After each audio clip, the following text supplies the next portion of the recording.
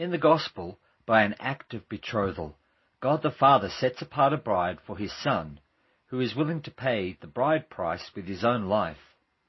As pictured in Hosea, this is the hope of the Gospel, that God would take an unworthy people and purify them so that they might belong to him and be united to him in faithfulness. Through the Bible's teaching on betrothal, we learn that men and women are not free agents. We learn that the purity and happiness of both are precious in God's eyes, and therefore something to be guarded. Modern dating, on the other hand, is a 20th century invention that disregards purity, family, and the stability of a godly society in its pursuit of individual passion. It does not prepare people for marriage, but for a series of vulnerable encounters and lifelong hurt. It teaches, falsely, that we can enjoy all the trappings of marriage without public accountability or responsibility. A young girl is not a free agent. She belongs to a man already, her father, and until he gives her hand in marriage, a young man has no right to come along and take it. When such realities are ignored, society is left with a host of emotional, psychological, and physical pain. Borrowed from the world, what has come to be known as Christian dating differs only slightly. Christian dating can be defined as preheating the oven through a string of failed relationships without actually cooking the roast. At least, that's the plan. But the only real difference between the Church's current attitude to dating and the world's attitude is guilt. We have given our young people enough of the gospel to feel guilty, but not enough to strengthen their commitment to purity. And so, getting burnt is considered inevitable, and we comfort ourselves and say, it's all part of the learning process. But this is not true. It would be more honest to say, like all things that are overcooked, that this is all part of the hardening process, because that is typically what dating does to the heart over time. It leaves people jaded, cynical, and suspicious. Betrothal recognizes the vulnerability of such relationships and provides a fence.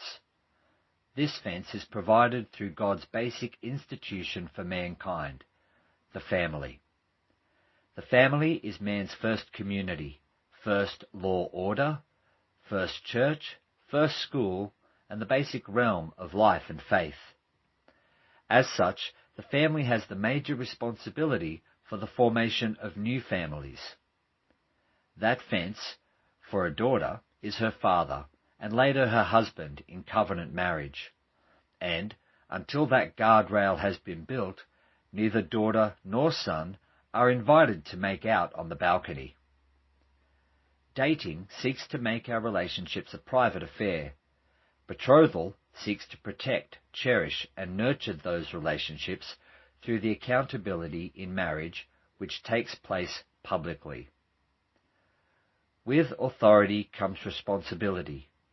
Fathers are responsible for their daughters' purity until they marry. This is made explicit in Deuteronomy chapter 21. In this passage, we see the shocking consequence of a daughter of Israel who is found to be impure. She is to be stoned outside her father's house. We understand the punishment, but why the location? Because the father was responsible for her purity, and her impurity is to his shame and the shame of his whole house. This is not to say that he is guilty of her sin. It is to say that he is accountable and responsible to guard and protect his daughter. In Numbers chapter 30, we see that these responsibilities go beyond the issue of purity. A father may not, when his daughter makes a decision, any decision, run to the shed and hide behind the lathe. A father's God-given authority and responsibility is to instruct and guide her. When she comes home from the pub, announces that she and her new man have decided to shack up, he cannot be silent. A father who abdicates here is not a good father. He is a father who is about to cover himself in shame. A typical example of godly betrothal is found in Genesis chapter 24. There, Abraham sends his servant off with guidelines for choosing a wife for Isaac. The marriage proposal is made to Rebekah's household, and only pursued if Rebekah gives her full consent. For Rebekah, it would mean being united to Isaac's inheritance. Note Laban's acceptance of this reality and his enthusiasm for his sister's prosperity.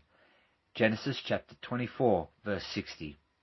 And they blessed Rebekah and said to her, "Our sister, may you become thousands of 10,000s, and may your offspring possess the gates of those who hate him."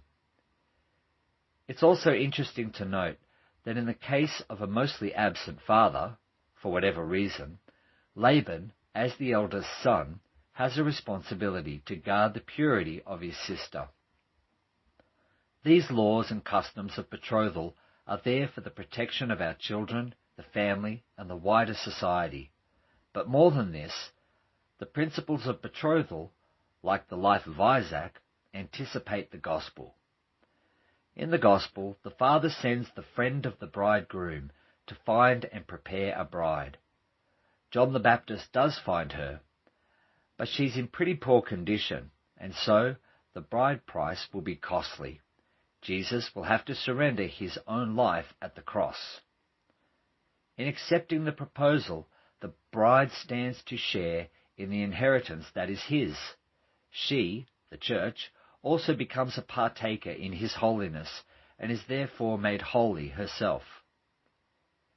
There is a great deal of grace poured out by Jesus in all of this, for fathers who falter and for those who let their purity and responsibility slip. But the solution is not diving in for more of the same bad dating game. The solution is the imitation of Christ and in living life on his terms. Perhaps when the world sees us take these relationships seriously, they may become more interested in what we believe. When they see echoes of Christ's sacrificial love in young Christian men, shadows of God's fatherly protection in fathers, and a desire for purity in our daughters, then perhaps they will give up an already bankrupt culture in favour of the wholeness we have in Jesus. Our betrothals are among the most powerful expressions of the gospel we have, not only in developing a godly community, but in showing the inestimable value of the cross.